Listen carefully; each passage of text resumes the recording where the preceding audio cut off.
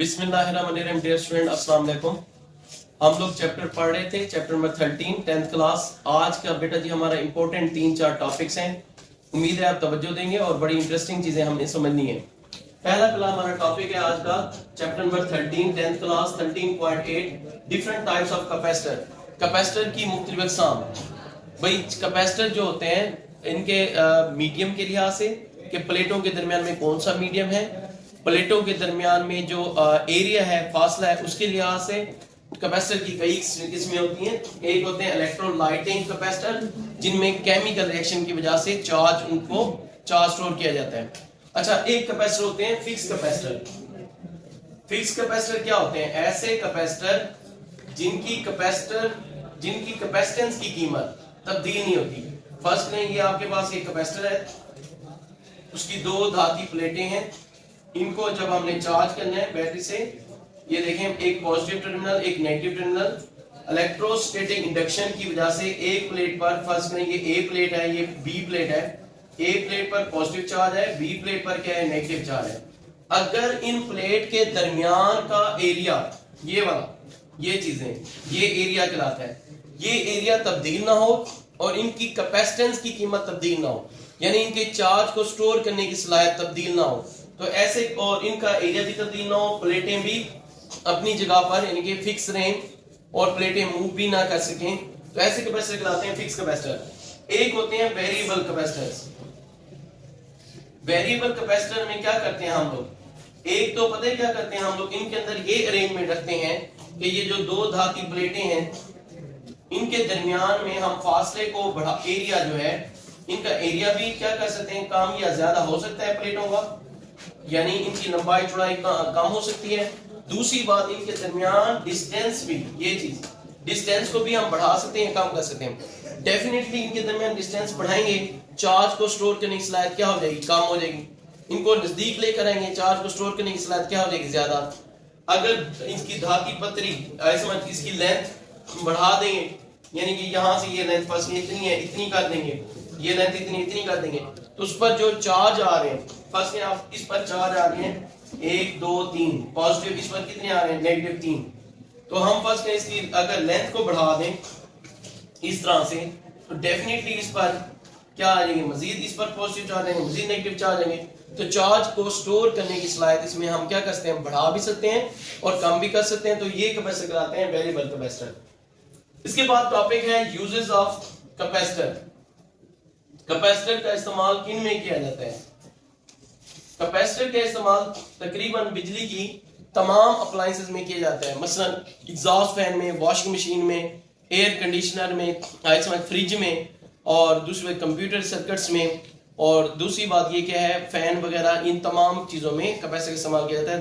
Bulb हो गया छोटा सा, और दूसरी बात ये भी है, पंखे हो गए, इन तमाम में कैपेसिटर इस्तेमाल किया जाता है ताकि जो बिजली के अप्लायंस है उसको जितने मतलूबा चार्ज चाहिए हर वक्त उसको स्टोर किए हुए चार्ज मिले और उसकी एफिशिएंसी में किसी किस्म की कोई प्रॉब्लम ना हो। ठीक है। इसके बाद हमारा 13.9 इंपॉर्टेंट टॉपिक है एप्लीकेशन ऑफ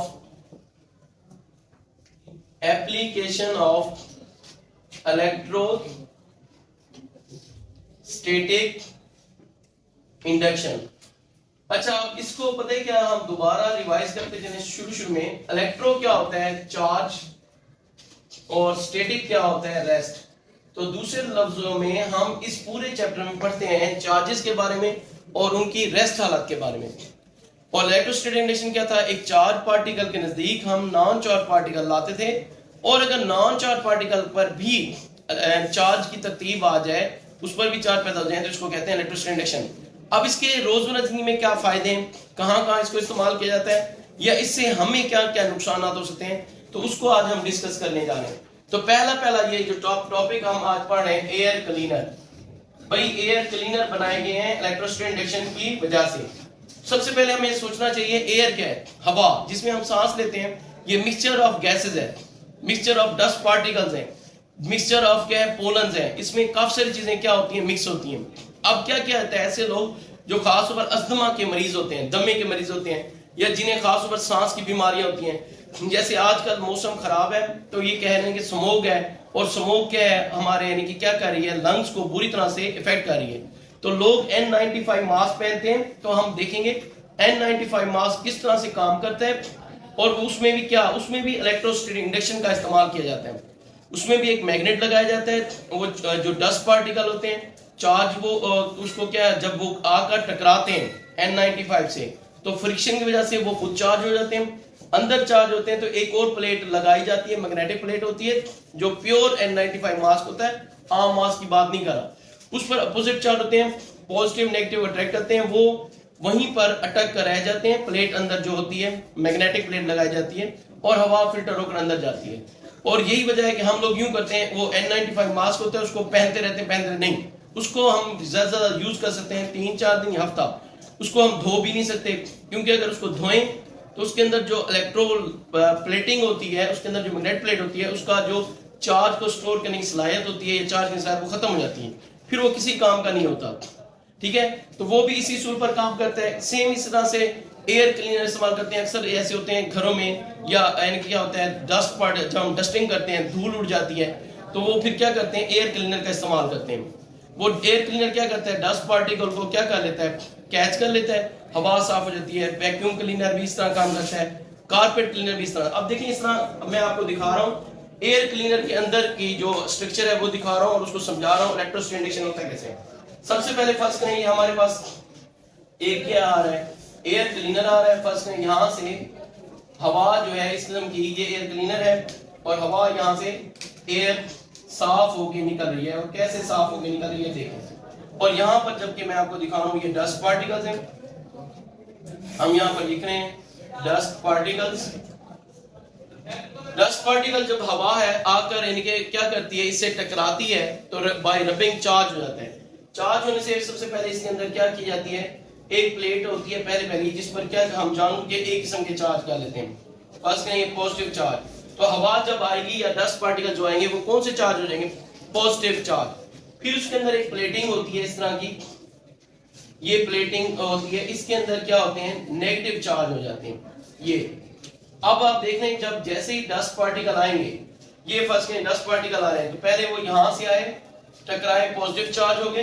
जब यहां पर आएंगे, पॉजिटिव चार्ज और नेगेटिव प्लेट के दरमियान कशिश की कुव्वत होगी, सारे के सारे ये जो होंगे ना डस्ट पार्टिकल, जो इस प्लेट से पहले, फर्स्ट कहें इसका नाम मैं रखता हूं ए, और ये जो अंदर आपको टिक कर रहा हूं 3 प्लेटें हैं, फर्स्ट कहें पर क्या होते हैं, नेगेटिव चार्ज। तो ये डस्ट पार्टिकल जो यहां से आकर टकराए, पॉजिटिव चार्ज में, फिर आकर इन 3 प्लेटों से टकराए जिन पर नेगेटिव चार्ज था, तो इनके दरमियान स्ट्रॉन्ग इलेक्ट्रोस्टैटिक इंडक्शन की फोर्स हो जाती है, तो डस्ट पार्टिकल यहां चिपक कर रह जाते हैं इन 3 प्लेटों के साथ, और हवा यहां से, एयर जो है यहां से साफ होकर निकल जाती है।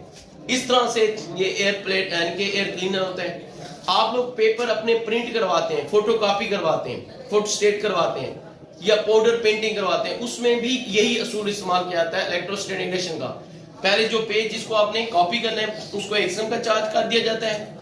फिर क्या कहते हैं, जो आप और पेज देते हैं, साफ पेज, एक पेज ये है, फर्स्ट करें ये मेरे पास पेज है, ये कोई एक पेपर है, ऐसे समझ, इसको मैंने कॉपी करवाना है, तो इस पर क्या किया जाएगा, जहां जहां मैंने कॉपी करना है उन अल्फाज पर पॉजिटिव चार्ज आ जाते हैं। फिर मेरे पास एक ब्लैंक पेज जब फोटोस्टेट में दिया जाता है, उस पर अपोजिट चार्ज होते हैं। वो क्या होता है, साथ में पाउडर होता है, हीटर होता है, वो उसको क्या करता है, पाउडर को पिघलाया जाता है, एक पर पॉजिटिव चार्ज, दूसरे पर क्या होता है, नेगेटिव चार्ज। वो बड़ी इनके उस शीशे पर जिस लफ्ज की पेंटिंग करनी थी, फर्स्ट मैं कहता हूं मैंने एस लफ्ज है, इसकी मैंने क्या करनी है, फोटो कॉपी करनी है, तो इस एस लफ्ज पर क्या आ जाएंगे, पॉजिटिव चार्ज आ जाएंगे।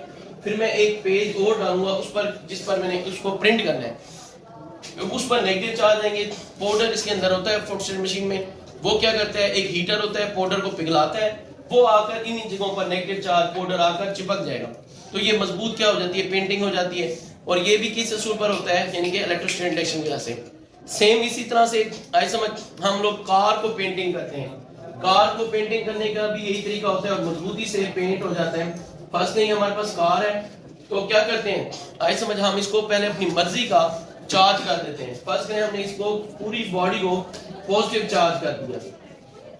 अब हमारे पास क्या होता है, एयर वो कलर नोजल होती है जिससे हम क्या कर देते हैं, स्प्रे कर देते हैं रंग को इसके अंदर डाला जाता है। जानबूझ के रंग को बाय फ्रिक्शन के जरिए, रगड़ के जरिए चार्ज कर लेते हैं। फर्स्ट करें इसके अंदर जो कलर है उस पर कौन से चार्ज कर दिए हैं, नेगेटिव चार्ज। जब ये नेगेटिव चार्ज वाला कलर आएगा, फर्स्ट करें इस हिस्से पर आए, तो ये सारी की सारी कार क्या हो जाती है, रेड कलर की हो जाती है।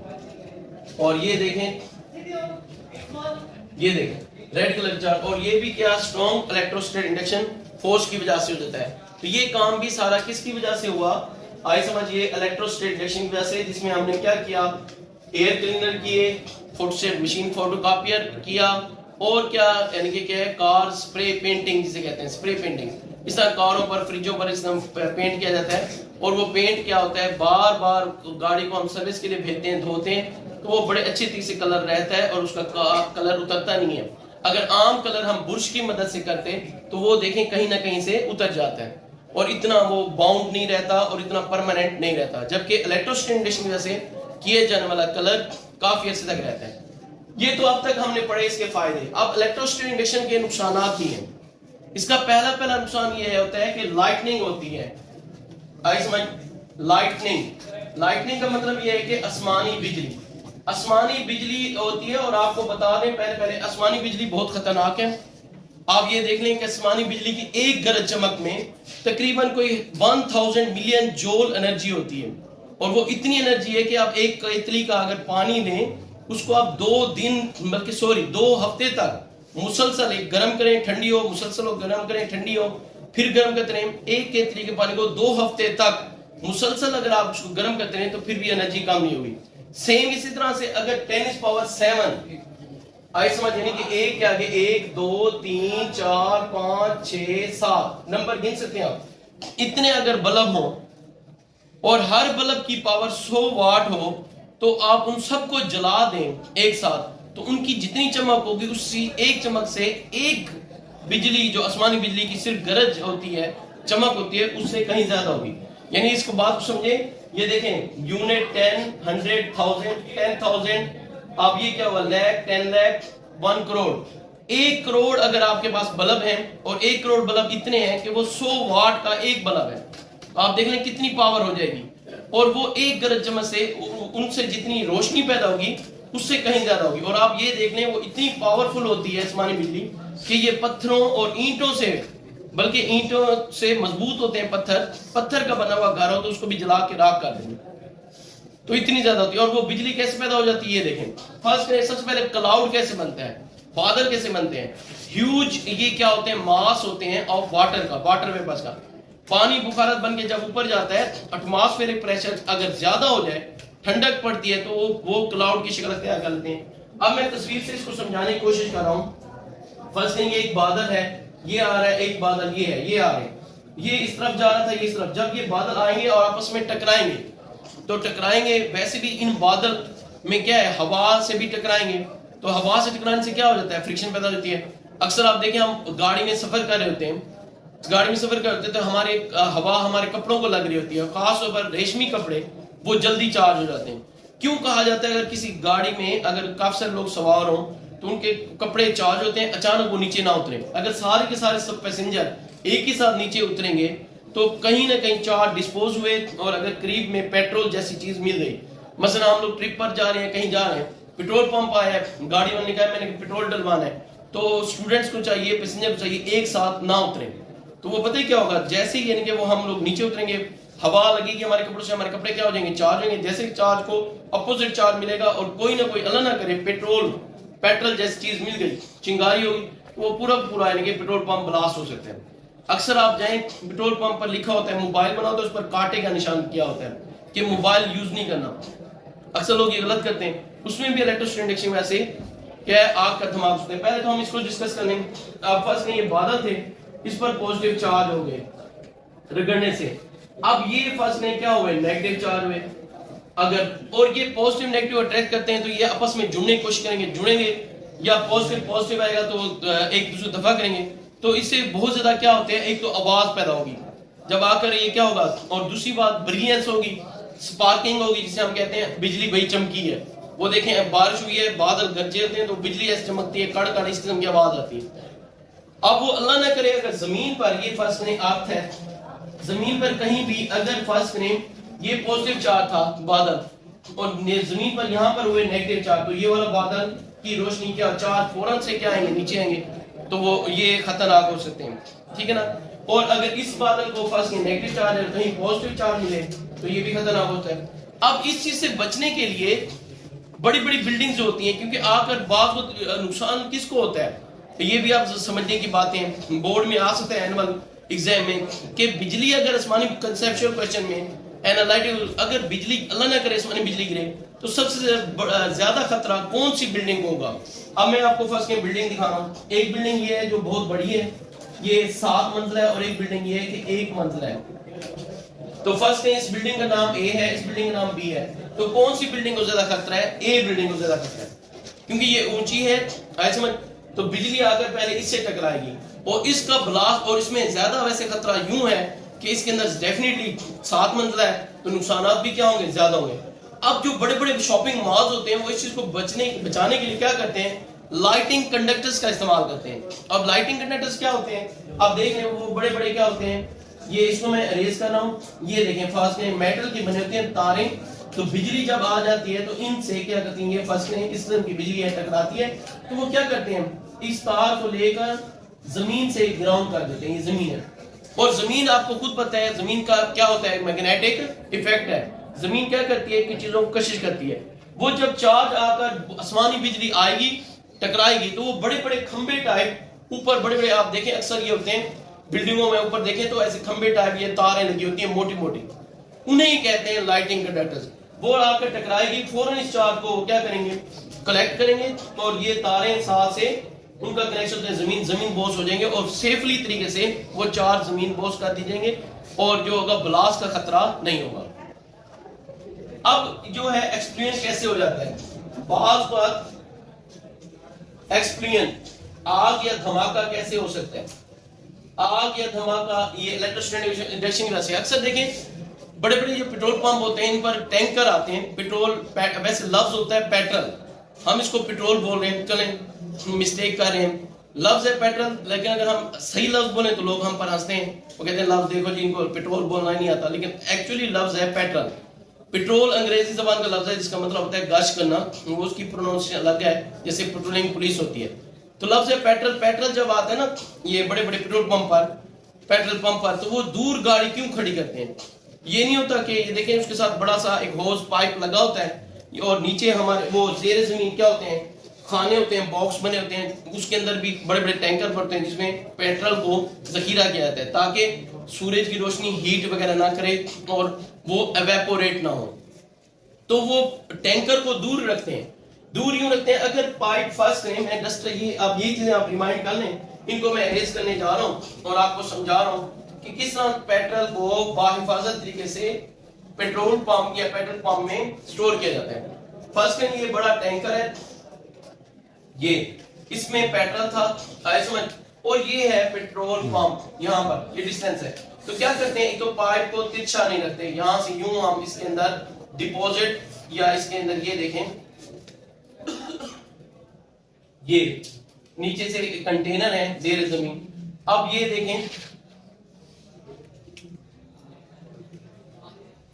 ये, अब ये इसको ये क्या करेगा, यहां से अगर पेट्रोल फंस के यहां से डालना शुरू करते हैं ऐसे, तो पेट्रोल बड़ा तिरछा जब आएगा वो इस पाइप के साथ टकराता होएगा, चार्ज हो जाएगा, तो उसमें ब्लास्ट होने का खतरा है। तो क्या किया जाएगा, ये गलत तरीका है, इस पाइप को क्या किया जाएगा, ऐसे नहीं किया जाता, हॉरिजॉन्टल रख के ना यहां से, ये हॉरिजॉन्टल, और यूं इसको क्या किया जाएगा, ये हॉरिजॉन्टल रख के, ताकि जो पेट्रोल है वो बड़े यानी कि ज्यादा फ्रिक्शन ना खाए, और इस तरह से फिर इसके अंदर ये कनेक्शन ये इस तरह सारे वो कंटेनर भरते जाएंगे, और ये इसको हॉरिजॉन्टल रखा जाएगा ताकि फोर्स ऑफ फ्रिक्शन मिनिमम से मिनिमम रहे। अब इसी तरह से बावजूद ये होता है, ये पेट्रोल डाल रहे हैं, आए समझ, और इधर से कोई पैसेंजर आया, उसके क्या कपड़े चार थे, फौरन उतरा, तो अगर उसको एक को फंस करें, एक आदमी है, ये आदमी है, इस पर क्या हो गए, पॉजिटिव चार्ज में, कहीं ना कहीं उसको क्या हुए, अगर फंस के पेट्रोल या इस जगह पर उसे क्या है, हम कहते हैं किसी और जगह पर, क्योंकि और एक और बंदा भी है, वो भी फंस के गाड़ी से आया है, उसको भी हवा लगी है, ऐसा समझ, तो उसकी बॉडी भी चार्ज हो गई, उस पर फंस के कौन से चार्ज आ गए, नेगेटिव, तो इन दोनों के दरमियान फोर्स ऑफ अट्रैक्शन होगी, चार्जेस में चार्जेस आएंगे और अल्लाह ना करे कहीं चिंगारी हुई और पेट्रोल का थोड़ा सा भी उन्हें कुछ मिल गई तो वो आग और धमाका हो जाएगा। सेम इसी तरह से जो बड़े बड़े कंटेनर जब पेट्रोल लेके आ रहे होते हैं, फर्स्ट करें ये पेट्रोल लेके आ रहा है तो उसके नीचे क्या की जाती हैं, जंजीरें लटकाई जाती हैं। अक्सर ये देखें ट्रक या उसके पीछे नीचे जंजीरें लगी होती हैं। वो जंजीरें इसलिए लगी हुई होती हैं कि वो बॉडी जब वो हवा लगती है गाड़ी को तो वो चार्ज हो जाती है, चार्ज को जंजीरें आपस में टकराती हैं तो एक जंजीर को नीचे लटका दिया जाता है, वो सड़क से टकराती आती है, चार्ज डिस्पोज हो जाते हैं। सेम इस तरह जब एरोप्लेन हवा से उड़कर आता है उसकी बॉडी चार्ज हो जाती है। आप देखें जब उसके पहिए लैंड करते हैं तो वो चिंगारियां पैदा होती हैं, वो इसलिए पैदा होती हैं कि वो क्या हो जाता है, चार्ज होता है और कुछ देर वो लैंड करके एरोप्लेन ठहर जाता है, फिर उसका क्या होता है आउटर दरवाजा जो है खोला जाता है, फौरन ही खोला जाता है और पैसेंजर को आराम से उतारा जाता है ताकि बाहिफाजत तरीके से उनके चार्ज डिस्पोज हो जाए और ये कि आग और धमाके खतरा ना हो। तो आज का हमारे लेक्चर में बहुत से हमने मुफीद चीजें सीखी, एमसीक्यूज के हिसाब से चीजें सीखी, शॉर्ट क्वेश्चन के लिहाज से सीखी। अगर ये लॉन्ग क्वेश्चन के लिहाज से आ जाए तो आप ये आ सकता है इलेक्ट्रिक क्या है इसकी एप्लीकेशन बनो लिखें। उम्मीद करते हैं आपको ये बात समझ आ गई होगी। अगर आपको इसके बावजूद भी कोई चीज समझ नहीं आई ठीक है तो आप दोबारा मुझे इनबॉक्स करें तो मैं आपको इंशाल्लाह समझाऊंगा। ओके, अल्लाह हाफिज। अगर तुम लोग नए हो तो सब्सक्राइब करो, वो जो लाल वाला बटन है उस पर कुछ भी फेंक के मारो, ये माइक फेंक के मारो, ये कैमरा फेंक के मारो, मैंने उल्टा बोल दिया लेकिन मुझे फर्क नहीं पड़ता है, बस सब्सक्राइब करो, मुझे नहीं पता।